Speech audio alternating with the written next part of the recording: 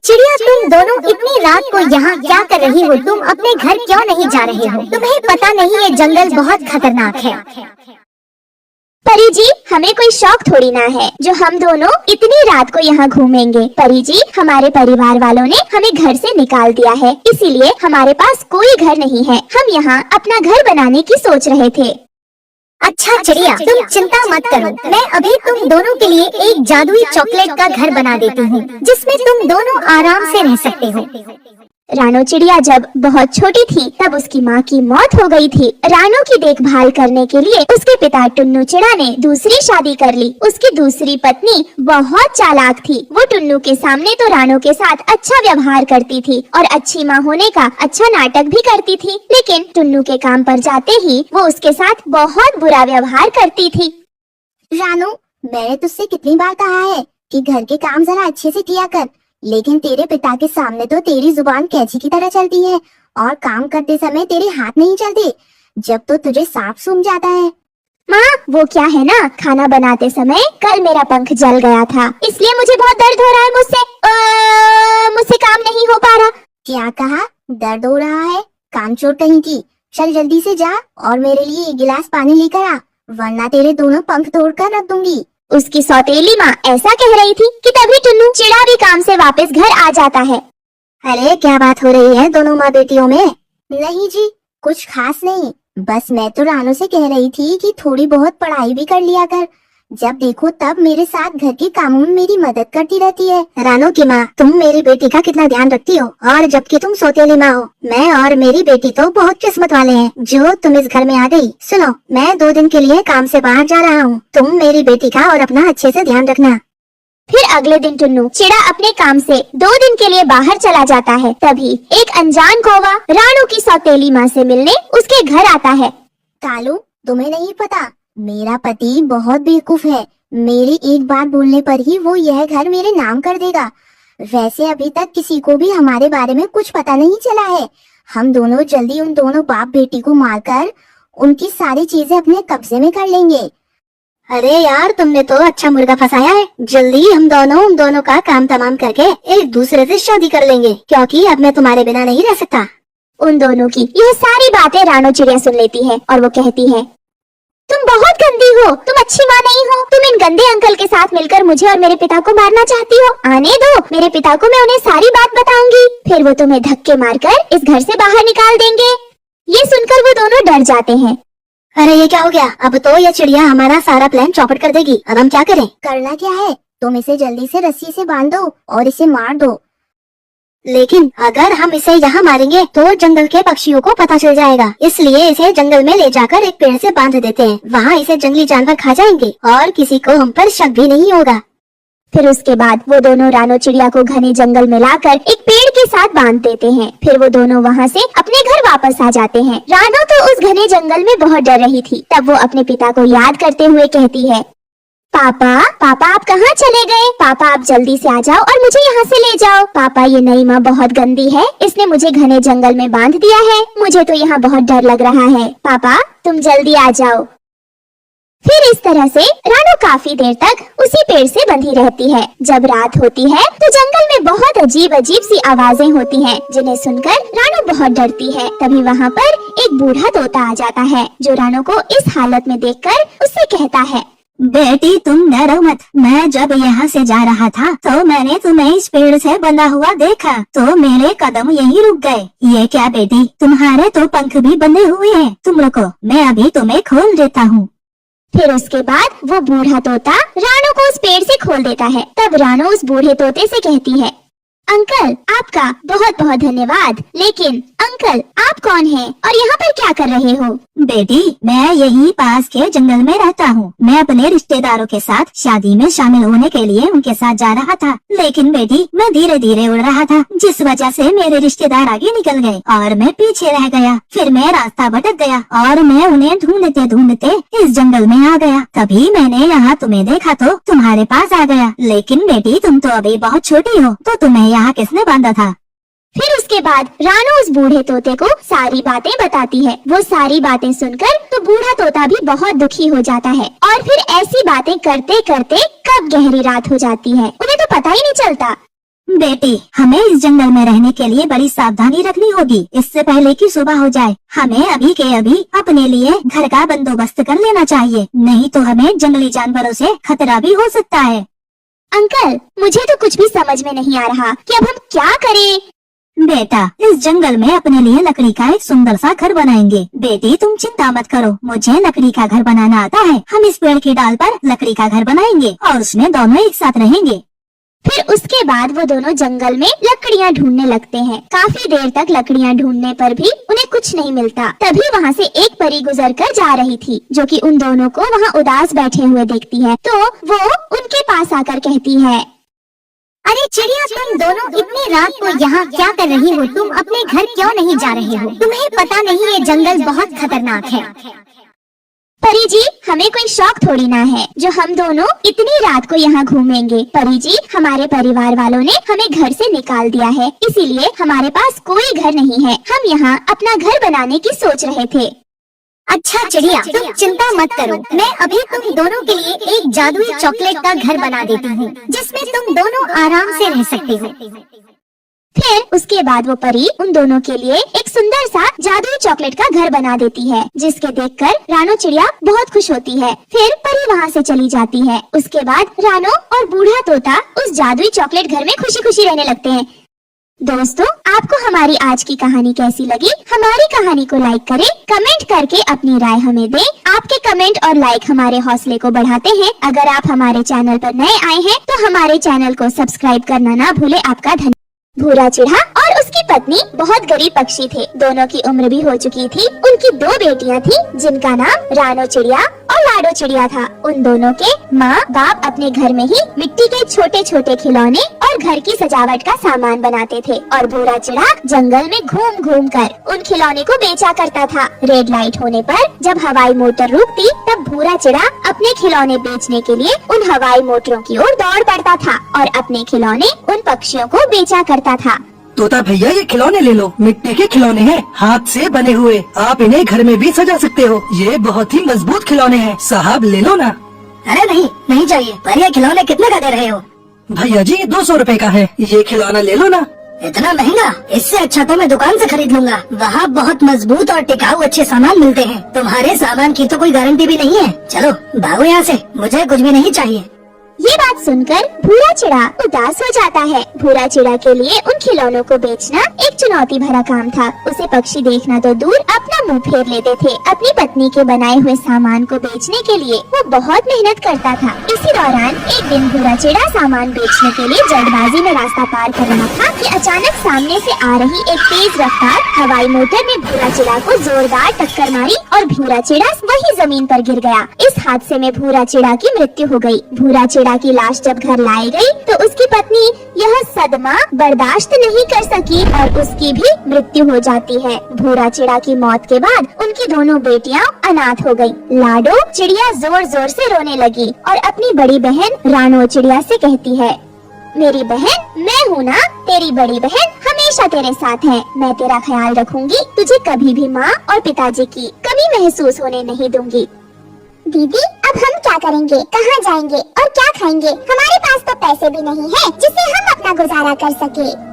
तू चिंता मत कर लाडो, माँ के बनाए हुए कुछ मिट्टी के खिलौने और सजावट के सामान रखे हैं जो बाबा ने बेचे नहीं। उन्हें बेचने से पहले ही माँ और बाबा हमें अकेला छोड़कर चले गए। हम उन सभी सामान को बेचेंगे और उनसे जो हमें पैसे मिलेंगे उससे हम अपना खर्चा चलाएंगे। तू फिक्र मत कर, मैं हूँ ना, मैं सब संभाल लूंगी। फिर दूसरे दिन रानो चिड़िया और लाडो चिड़िया जंगल के किनारे बैठकर बचे हुए मिट्टी के खिलौने और सामान बेचने लगती है। उन दोनों बहनों को सामान बेचते हुए देखकर जंगल से गुजरने वाले राहगीरों का दिल पिघलने लगा और वो पक्षी रानो चिड़िया और लाडो चिड़िया का सामान खरीदने लगे। ये सामान कितने का है चिड़िया, बताओ जरा। मेम साहब, सिर्फ 100 रुपए का है, ले लो ना। ये बहुत ही मजबूत, टिकाऊ, सुंदर सामान है और वो भी बहुत सस्ते दाम में। ये सुनकर गौरी उन दोनों अनाथ बहनों से कहती है, बहुत महंगा है ये सामान, मैं तो 50 रुपए ही दूंगी। ठीक है मैडम, आप इसे 50 रुपए में ही ले लीजिए। तभी वहाँ एक और पक्षी आता है और वो उनसे कहता है, अरे चिड़िया, ये खिलौना और ये बर्तन दो मुझे। ठीक है, ये लीजिए, आपके पूरे 100 रुपए हो गए। इस तरह से रानो चिड़िया और लाडो चिड़िया की ठीक ठाक कमाई हो गई थी। शाम को दोनों बहन घर लौट कर आई तो रानो चिड़िया कमाए हुए पैसों को गिनने लगी। तभी उसकी छोटी बहन लाडो चिड़िया उससे बोलती है, दीदी आज तो पूरे 300 रुपए की कमाई हुई है। मजा आ गया आज तो। बस ऐसे ही हमारी कमाई होती जाए तो हमारी जिंदगी कितनी आसान हो जाएगी। हमें फिर गरीबी का सामना नहीं करना पड़ेगा। हाँ लाडो, आज तो ठीक ठाक कमाई हो गई है, लेकिन इतने से पैसों में हमारा काम नहीं चलेगा। माँ के बनाए हुए सामान जल्दी ही खत्म हो जाएंगे। फिर हमें जल्दी ही सोचना होगा कि सामान खत्म होने के बाद हम क्या करेंगे, क्योंकि हमारे पास बेचने के लिए कुछ भी नहीं होगा। इसलिए तुम ज्यादा खुश मत हो, अभी हमारी परेशानी कम नहीं हुई है। रानो चिड़िया और लाडो चिड़िया बात कर ही रहे होते हैं कि तभी दरवाजा खटखटाने की आवाज आती है। रानो चिड़िया ने दरवाजा खोला तो देखा बाहर मकान मालिक भुल्ला चील खड़ा था। उसे देखकर दोनों बहनें घबरा जाती हैं। तभी वो मकान मालिक उनसे कहता है, अरे चिड़िया, तुम्हारे बाप ने पिछले 6 महीने का किराया नहीं चुकाया था और इस महीने का किराया भी बाकी है। बताओ मुझे कब तक किराया चुकाने का इरादा है तुम्हारा? उन सब पैसों के हिसाब से 6 महीने का किराया 3000 होता है। तो मुझे कल शाम तक तुम दोनों बहनें 3000 रुपए दे दो, नहीं तो तुम्हारा सारा सामान ले जाऊंगा और घर खाली करवा दूंगा। समझी या नहीं? ये सुनकर वो दोनों बहनें भुल्ला चील से विनती करने लगती हैं। सेठ जी, आपको तो पता है ना, हम अनाथ हो गए हैं। हमारा इस दुनिया में कोई भी नहीं है। इतनी बड़ी रकम हम कहाँ से लाएंगे, वो भी इतनी जल्दी? आप हम पर रहम करो, हमें थोड़ा समय दे दीजिए। हम आपसे वादा करते हैं कि थोड़ा थोड़ा करके आपका किराया जरूर चुका देंगे। आप फिक्र मत करो, बस हमें थोड़ी और मोहलत दे दो। तो ठीक है, तुम दोनों बहनें आज से ही शुरुआत कर दो। लाओ, आज के पैसे मुझे दो। जितने भी पैसे हैं तुम्हारे पास सब मुझे दे दो। फिर भुल्ला चील रानो चिड़िया के हाथ से सारे पैसे छीन लेता है और वहाँ से चला जाता है। वो दोनों बेबस खड़ी खड़ी ये सब देखती रह जाती है। फिर दूसरे दिन लाडो चिड़िया और रानो चिड़िया ने मिट्टी के खिलौने बेचकर जो भी कमाया वो भी जालिम चील ने किराए के नाम पर उनसे छीन लिया। ये देखकर वो दोनों बहुत गुस्सा हो जाती है। दीदी, इस तरह से तो हम एक भी पैसा इकट्ठा नहीं कर पाएंगे। हमारे पास कुछ खाने के लिए भी पैसे नहीं हैं। अब हम क्या करेंगे? हाँ लाडो, तुम बिल्कुल ठीक कह रही हो। कल उस मकान मालिक को आने दो, मैं उसे साफ साफ टुकड़े में मना कर दूंगी। हमारे पास उसको देने के लिए एक भी पैसा नहीं है। वो दोनों बहनें ये सब बातें कर रही होती हैं। तभी अचानक तेज बारिश शुरू हो जाती है और मकान मालिक फिर दोबारा उनके घर आता है। हाँ तो रानो चिड़िया, बताओ अब तुम्हारा क्या कहना है? इतने दिन हो गए, पैसों का इंतजाम हुआ है या नहीं? जी अंकल, अब कौन से पैसे? आप वैसे भी हमसे अब तक बहुत पैसे ले चुके हैं, बस अब और नहीं। अब हम आपको एक फुटी कोड़ी भी नहीं देंगे। आपको जो करना है कर लो। ये सुनकर भुल्ला चील आग बबूला हो जाता है। अच्छा, तेरी इतनी हिम्मत, तू मुझे ना करेगी। देख अब मैं तेरे साथ क्या करता हूँ। सुनो साथियों, जितना भी इनका सामान है उसे उठाकर घर से बाहर फेंको। और हाँ, उसके बाद इन दोनों अनाथ बहनों को भी धक्के मारकर घर से बाहर निकाल दो। ये सुनकर भुल्ला चील के साथी पक्षी उन दोनों का सारा सामान बाहर फेंक देते हैं और उन दोनों को भी घर से बाहर निकालने लगते हैं। मालिक रहम करो हम पर, हमें इस घर से बाहर मत निकालो। अभी बाहर बहुत तेज बारिश भी हो रही है, हम कहाँ जाएंगे? हमारे पास रहने के लिए कोई आसरा भी नहीं है। मगर भुल्ला चील उन दोनों बहनों की एक भी नहीं सुनता और उन दोनों अनाथ बहनों को बारिश में बेघर कर देता है। वो दोनों बारिश में भीगती हुई रोती बिलखती एक पेड़ के नीचे आकर बैठ जाती है। दीदी, अब हम क्या करेंगे? इस बारिश में हमें कोई आसरा भी नहीं देगा। हम कहाँ जाएंगे? लाडो, तू परेशान मत हो, भगवान हमारी सहायता जरूर करेंगे। वो हमें कोई न कोई रास्ता जरूर दिखाएंगे। तभी उन दोनों बहनों को किसी पक्षी के रोने की आवाज सुनाई देती है। वो बारिश में भीगती हुई उस आवाज के पीछे जाती है। वो वहाँ जाकर देखती है कि एक पिंजरे में एक चिड़िया कैद है और वो मदद की गुहार लगा रही है। लाडो और रानो चिड़िया बिना कुछ सोचे समझे उसे आजाद कर देती है और वो चिड़िया बाहर निकलकर एक सुंदर सी परी में बदल जाती है। उसे देख दोनों बहनें दंग रह जाती हैं। अरे बाप रे, ये तो एक जादुई परी है। हाँ, मैं एक जादुई परी हूँ और तुम दोनों का बहुत बहुत शुक्रिया जो तुमने मुझे इस पिंजरे से आजाद किया। और तुम परेशान मत हो, मैं तुम दोनों बहनों की सारी परेशानी जानती हूँ और मेरे पास उसका उपाय भी है। सच में परी जी, आप जानती हैं हम दोनों बहनों के पास रहने के लिए कोई आसरा नहीं है और इस बारिश में हम ऐसे ही भीगते रहे तो हम बीमार पड़कर मर जाएंगे। लाडो चिड़िया और रानो चिड़िया, तुम दोनों की इस परेशानी का हल है मेरे पास। ये कहकर परी अपने जादू से वहाँ पर एक जादुई बैंगन का घर बना देती है, जो दिखने में बहुत सुंदर था। उसे देखकर वो दोनों बहनें बहुत खुश होती हैं। अरे वाह, ये बैंगन का घर तो बहुत सुंदर है। ये कोई साधारण बैंगन का घर नहीं, बल्कि जादुई बैंगन का घर है। इस घर में तुम्हें तुम्हारी जरूरत की हर चीज मिलेगी और ये जादुई बैंगन का घर तुम्हें बारिश और तूफान से भी बचाएगा। जाओ, अब तुम दोनों इस बैंगन के घर में आराम से रह सकती हो। ये सुनकर वो दोनों बहनें बहुत खुशी होती हैं और परी का धन्यवाद करके उस जादुई बैंगन के घर में खुशी खुशी चिड़िया अपने 7 बच्चों के साथ रहती थी। तभी एक दिन, बाप रे, इतनी बारिश, लगता है जरूर कोई बड़ा तूफान आने वाला है और मेरे साथ तो मेरे बच्चे भी हैं, इन्हें इन सब से भी बचाना है। मैं क्या करूं? मुझे कुछ समझ भी नहीं आ रहा। हे ऊपर वाले, मुझे कोई रास्ता दिखाओ जिससे मैं इस भयानक बारिश से अपने बच्चों को बचा सकूं। तभी रानो चिड़िया की बेटी गुड़िया अपनी माँ से कहती है, मम्मा, ये बारिश रुकेगी या नहीं? हम दोनों को बाहर खेलने जाना है। बताओ ना माँ, ये बारिश कब तक रुकेगी? मेरे बच्चों, इतनी बारिश में बाहर जाना ठीक नहीं। तुम दोनों यही रहो, मैं हम सबके लिए खाना लेकर आती हूँ। और हाँ, बाहर जाने की कोशिश बिल्कुल भी मत करना। मैं जल्द ही लौटूंगी, तुम मेरा इंतजार करना। ये कहकर रानो चिड़िया भोजन लेने के लिए वहाँ से चली जाती है। आज जंगल में भारी बारिश और बड़ा तूफान आने वाला था, पर रानो चिड़िया को इसकी कोई खबर नहीं थी कि जो तूफान आने वाला है वो कितना भयंकर होगा। और बेखबर रानो अपने बच्चों को घोंसले में छोड़कर खाने की तलाश करने चली गई। तभी उसे रास्ते में भूरा चिड़ा नजर आता है। वो रानो चिड़िया से कहता है, अरे रानो, तुम इतनी बारिश में बाहर क्या कर रही हो? मैं तो किसी काम से घर से बाहर निकला था और मैं यहाँ इस भयंकर बारिश में आकर फंस गया हूँ। और यहाँ हवा इतनी तेज चल रही है कि लगता है कोई भयंकर तूफान आएगा। बस मुझे डर है कि किसी को कोई नुकसान न हो। और मेरे ख्याल से रानो चिड़िया, तुम्हें इस वक्त बाहर नहीं आना चाहिए था। फिर रानो चिड़िया भूरा चिड़ा से कहती है, हाँ वो तो ठीक है भूरा भैया, पर मैं क्या करूँ? बच्चों को भूख लगती है तो एक माँ को उनके खाने का इंतजाम करने बाहर जाना ही पड़ता है। चाहे कुछ भी हो जाए, एक माँ कभी अपने बच्चों को भूख से तड़पते हुए नहीं देख सकती है। इस वजह से मुझे इस भयंकर बारिश में अपने बच्चों को छोड़कर यहाँ आना पड़ा। मैं क्या करती? मेरे सिवा उनका कोई और है भी तो नहीं।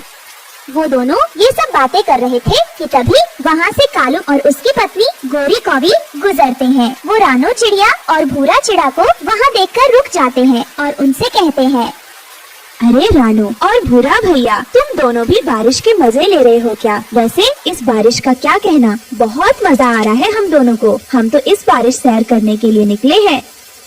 अरे गोरी और कालू, क्या तुम दोनों पागल हो गए हो? ऐसी भयंकर बारिश और तूफान में कौन घूमने निकलता है? क्या तुम दोनों को अपनी जान प्यारी नहीं है क्या? हम दोनों की तो मजबूरी है जो हम यहाँ आकर फंस गए और हम यहाँ से निकलने का रास्ता ढूंढ रहे हैं और तुम दोनों हो कि सैर करने निकले हो। चुपचाप से दोनों अपने घर जाओ, ना जाने ये मौसम कब बदल जाए। ओ रानो, तुम दोनों से क्या हंसकर बात कर ली? तुम तो हमारे ऊपर ऑर्डर जमा रही हो और हम कोई बच्चे थोड़ी ना है। अपना अच्छा बुरा हम सब अच्छे से जानते हैं। तुम हमारी अम्मा बनने की कोशिश ना करो, समझ आई तुम्हें? आई बड़ी हमें बोलने वाली। और नहीं तो कालू जी, यही तो मौसम होते हैं घूमने फिरने के। हम थोड़ी तुम दोनों जैसे डरपोक हैं जो घर में छिपे बैठे रहे। चलो कालू जी, यहाँ से सारा मूड खराब कर दिया।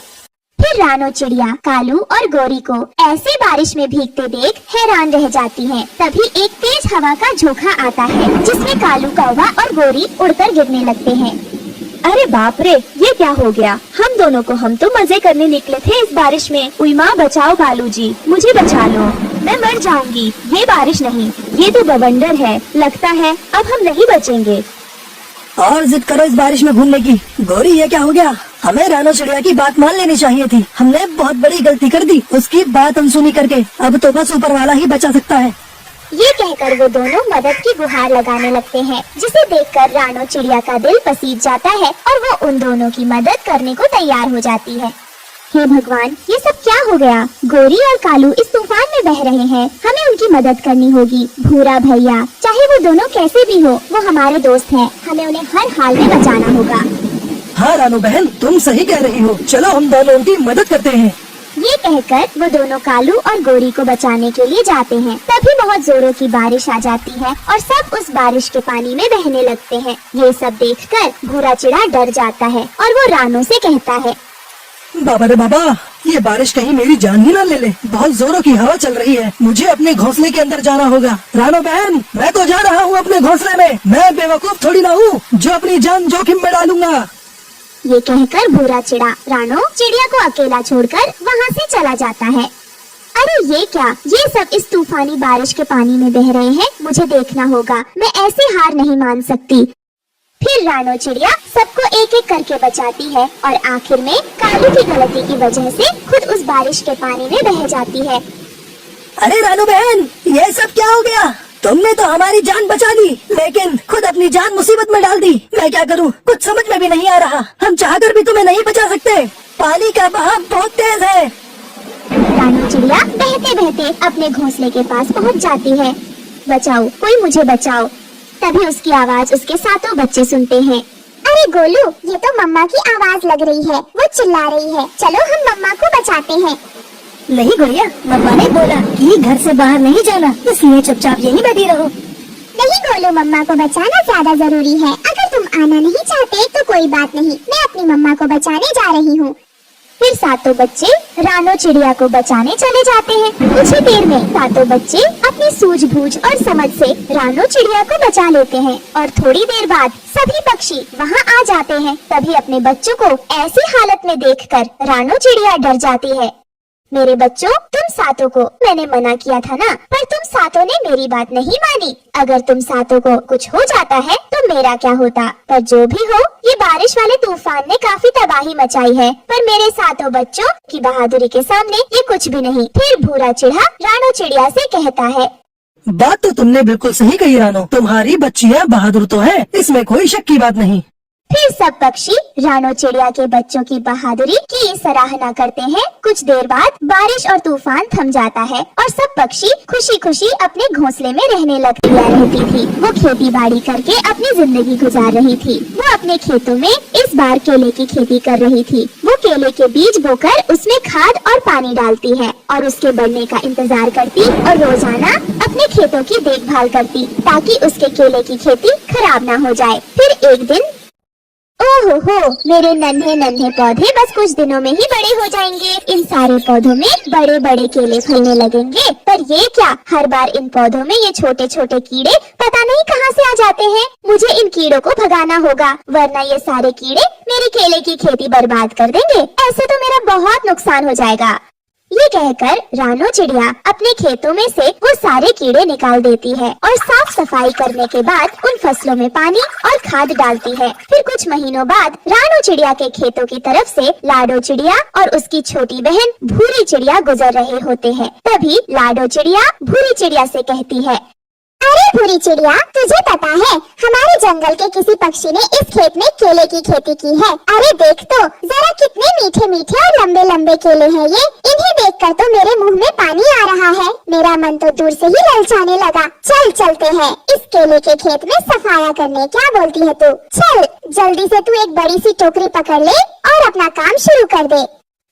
ये कहकर लाडो चिड़िया और भूरी चिड़िया हंसने लगती है और चुपके से रानो चिड़िया के खेत में घुस जाती है। फिर लाडो चिड़िया और भूरी चिड़िया रानो चिड़िया के खेत के आधे से ज्यादा केले तोड़कर अपनी टोकरी में भर लेती है और तभी कुछ ही देर में कालू कौवा भी वहाँ आ जाता है और उन दोनों चोर बहनों को रंगे हाथ पकड़ लेता है। उसे वहाँ देखकर वो दोनों बहनें बहुत डर जाती हैं। फिर कालू कौवा उनसे कहता है, अरे रे रे, तुम दोनों बहनों को और कुछ काम होता है या नहीं? बस सारा दिन ये चोरी चकारी ही करती रहती हो। तुम दोनों की इतनी हिम्मत कैसे हुई ये केले चुराने की? थोड़ी शर्म हया बची है तुम दोनों में या नहीं? या उसे भी बेच खाई हो? अभी के अभी ये सारे केले टोकरी से निकालकर मुझे दे दो, समझी तुम दोनों? तुम जानती नहीं हो क्या, ये खेत मेरा है। यहाँ का एक भी केला मैं किसी भी पक्षी को खाने नहीं देने वाला, समझी तुम दोनों? ये केले मुझे देकर तुम दोनों दफा हो जाओ, वरना चोंच मार मार कर तुम दोनों का बुरा हाल कर दूंगा मैं। कालू कौवा की ये सारी बातें सुनकर लाडो चिड़िया और भूरी चिड़िया डर जाती है और घबराते हुए उससे कहती है, अरे कालू भैया, हम माफ कर दो। हमें तो बिल्कुल भी पता नहीं था कि ये केले का खेत आपका है। और बाप रे बाप, आप इतनी जल्दी गुस्सा भी हो गए। हम तो मजाक कर रहे थे। थोड़ा शांत रहिए भैया, हम दोनों बहनें चोरी थोड़ी कर रहे थे। हम तो तुम्हारी मदद कर रहे थे। हमें पहले से ही पता था कि ये खेत तुम्हारा है और इसी कारण से हम तुम्हारी केले की खेती बर्बाद होते नहीं देख सकते, इसलिए हम टोकरी लेकर ये केले तोड़ रहे थे। ये बात सुनकर कालू कौवा उन दोनों बहनों से कहता है, अच्छा चलो ठीक है, तो फिर एक काम करो, तुम दोनों बहनें सारे केले तोड़कर इस बड़ी टोकरी में रखो और इस काम के बदले मैं तुम्हें एक एक दर्जन केले दे दूंगा। बोलो तुम्हें मंजूर है या नहीं? उस कालू की बात सुनकर वो दोनों बहनें झट से उसे हाँ कर देती हैं और उससे कहती है, हाँ हाँ कालू भैया, क्यों नहीं, नेकी और पूछ पूछ, हम अभी बस कुछ ही मिनटों में ये काम कर देते हैं। वैसे भी ये काम हमारे बाई हाथ का खेल है, क्यों भूरी, सही कहा ना मैंने।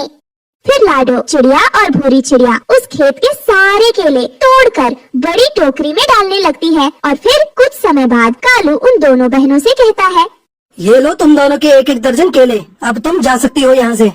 फिर कुछ दिनों बाद रानो चिड़िया अपने केले के खेतों में जाती है और वहाँ का हाल देखकर उसके तो होश उड़ जाते हैं और वो बहुत परेशान हो जाती है।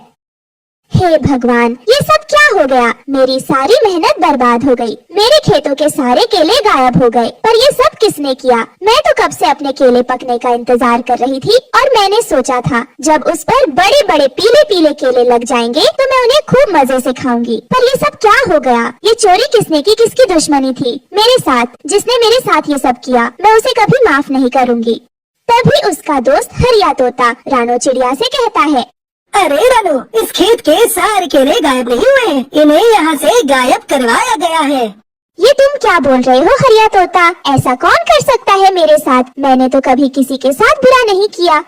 हाँ रानो चिड़िया, मैं सच कह रहा हूँ। ये देखो, जमीन में टोकरियों के निशान पड़े हैं और मैंने ऐसी टोकरी लाडो चिड़िया और भूरी चिड़िया के घर पर देखी थी। चलो तुम दोनों मेरे साथ, हमें उनके घर जाना होगा, हमारे सारे सवालों के जवाब हमें वहीं मिलेंगे।